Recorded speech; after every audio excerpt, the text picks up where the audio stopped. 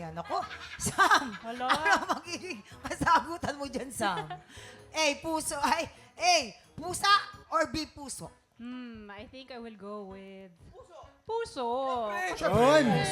Ate Sam. Bakit? Bakit? Kasi, siyempre, sila, di ba, mag-asawa. Bakit sila lalagay ng pusa? O yan, di ba? Panakot sa daga. Diba? Pag nakita yung tattoo, tatakot na yun. Gano'n na ka. O, sige, sure ka na sa puso, ah? Sure na. Alright. Sabi po niya, puso, kabog or sabog in... 5, 4, 3, 2, 1. Ay! Sabi ko sa'yo, Ate Sam. Ang ugali. Dapat sa Sige girls, lang, ah. nakikinig talaga. Pusa talaga. Pusa, pusa.